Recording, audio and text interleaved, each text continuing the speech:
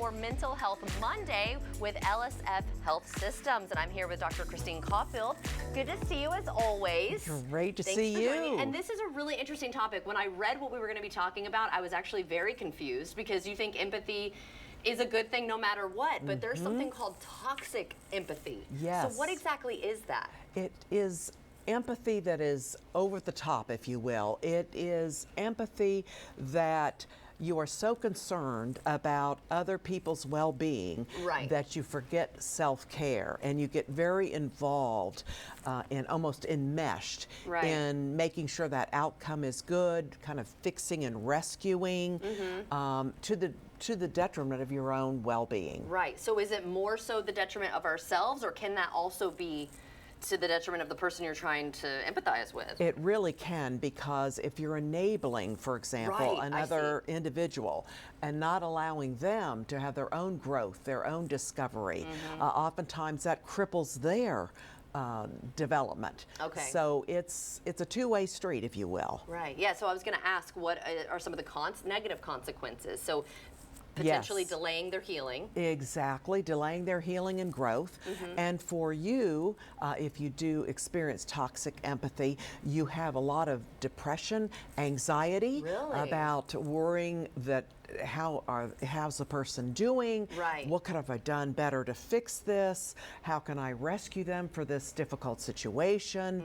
So it's a lot of internalizing on feeling not good enough. Yeah, and we always want to help, of course, but not necessarily like to the detriment of ourselves. Like, I mean, we hear this thing on the planes all the time, right? The oxygen mask drops down, put it on yourself first before you help others. You need to make sure that you are good. You better believe it. Because of course we want to help out, but we need to make sure we're good. Yes. Okay, so National Public Safety Telecommunicators Week is coming up April 14th through the 20th. Yes. So how might toxic empathy manifest among 911 dispatchers or first responders? I didn't even think about this. Absolutely. Well, you think about our dispatchers that are often the first person that receives very traumatic information and has to stay on the line with an individual that's calling in.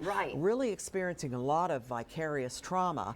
And a lot of the dispatchers say, you know, I don't know what the outcome is. Did I say the right things? Did I do the right things? What happened to that person? And get very involved and can't really set a boundary when they leave their work that day. Stays with them. It stays with them. And same with our first responders. I mean, they walk into very traumatic situations and get very emotional, as any human being would, and then that stays with them, and it's very difficult. Right. It's really nice too that, I mean, because a lot of our reporters sometimes are put in different scenes that can affect them, and it's really nice that we actually have a service here where there are, you know, therapists available if you need to get it out. Excellent. Because we don't want to hold so that in. important. So what are some strategies then, or interventions that 911 dispatchers or even first responders can utilize? Well, at LSF Health Systems, we have a first responder program. Dispatchers certainly fall into that category. And what you can do if you're a first responder or a family member is call 211. You'll be connected with a peer specialist, somebody that has been a first responder or is currently a first responder, a peer to really know what you're going through. Yeah, I feel like we take the information better from someone who's been in our shoes, Most definitely. We sure do. Well, thank you so much for joining us today. And yeah, I had never heard of this topic before. Toxic empathy. Make sure you're taking care of yourself before you take care of others, and even after you take care of others, return back to yourself. Absolutely. And first responders, stayfitforduty.org website. Very helpful tips. Wonderful. Well, thank you again for that. Always great to see you.